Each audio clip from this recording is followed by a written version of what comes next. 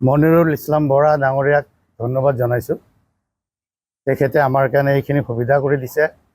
আৰু আমি দেশী জনগোষ্ঠীয় মঞ্চ অসম, আমি সেইবিলাক মানুহক প্ৰতিনিধিত্ব কৰোঁ যিখিনি মানুহ অৰিজিনেলি কোচ কমতাৰ বাসিন্দা। আৰু আমাৰ দেশী মানুহখিনি অবিভক্ত গোৱালপাৰা জিলা বা ঐতিহাসিক যিটো কোচ কমতা ৰাজ্য আছিলে সেইখিনিৰ মাজতে বসবাস কৰি আছিল। আৰু মানুহখিনিৰ বিভিন্ন তাৰে যিখিনি স্থানীয় জাতি জনগোষ্ঠী আছে সেইখিনি জাতি জনগোষ্ঠীৰ পৰা ধৰ্মান্তৰিত হৈ এওঁলোক মুছলমান হৈছে। আমাৰ তাতে এতিয়া 15 পৰা 16-17 লাখ মান মানুহ আছে, যিখিনি মানুহ দেশী জনগোষ্ঠীৰ মানুহ।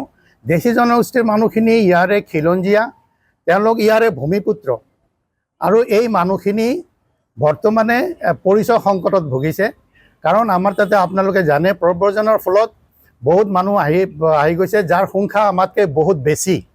গতিকে আমি পৰিচয় সংকটত ভুগিছোঁ। আৰু এইখিনি লৈ পেলাই আমি চৰকাৰৰ লগত আলোচনাও কৰি আছোঁ যে আমাৰ কাৰণে এটা সুকীয়া জৰীপ হ'ব লাগে, আমাৰ মানুহখিনিক আইডেণ্টিফাই কৰিব লাগে আৰু মানুহখিনিৰ এটা ডাটাবেছ তৈয়াৰ কৰিব লাগে, যাতে আমাৰ মানুহখিনিক সোনকালে যাতে চিনাক্তকৰণ কৰিব পৰা যায় আৰু মানুহখিনিক যাতে বেলেগৰ লগত মিলি পেলাই আমি যাতে সিহঁতৰ লগত মিলি একদম নিশ্চিহ্ন হৈ নাযাওঁ।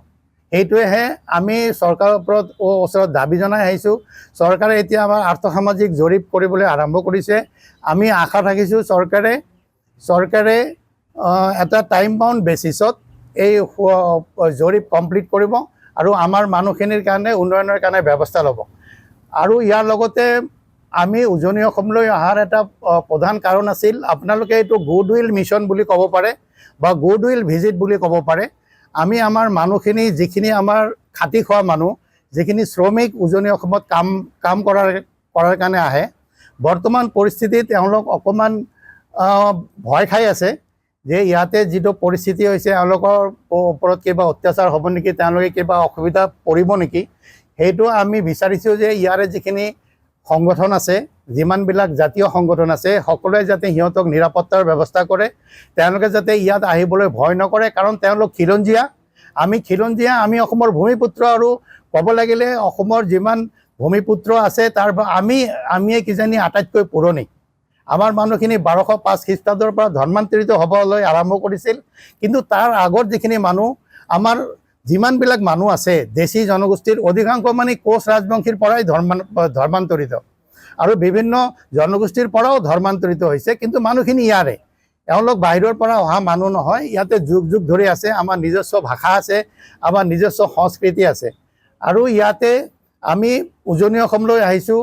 উজনি অসমৰ যিবিলাক জাতীয় সংগঠন আছে, বীৰ লাচিত সেনাই হওক বা আটাচুৱে হওক বা উজনি অসম মুছলিম কল্যাণ পৰিষদ বা বিভিন্ন যিবিলাক জাতি সংগঠন আছে, ছৈয়দহত আছে, আমি সকলোকে অনুৰোধ জনাইছোঁ আমাৰ মানুহখিনি যাতে নিৰাপত্তাৰ কাৰণে সিহঁতে খবৰ লয়, আমাৰ লগত যাতে যোগাযোগ ৰাখে। আমি এইটো এটা সদভাৱ মিছন লৈয়ে আহিছিলোঁ একচুৱেলি, যে গুডউইল মিছন, যাতে আমি সকলোৰে লগত কথা পাতি সকলোৰে লগত সদভাৱ ৰক্ষা কৰি, যিহেতু আমি খিলঞ্জীয়া, আমি একেখন নাৱৰে যাত্ৰী, গতিকে আমি সকলোৱে একেলগে থাকিব লাগে। আমি এজনে আনজনৰ সুখ দুখৰ প্ৰতি নজৰ ৰাখিব লাগে।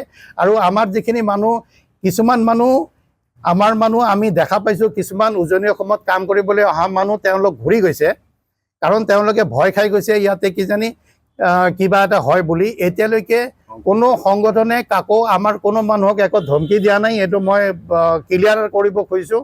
দেশী মানুহখিনি ক'তো এতিয়ালৈকে হাৰাশাস্তি ভোগ কৰা নাই।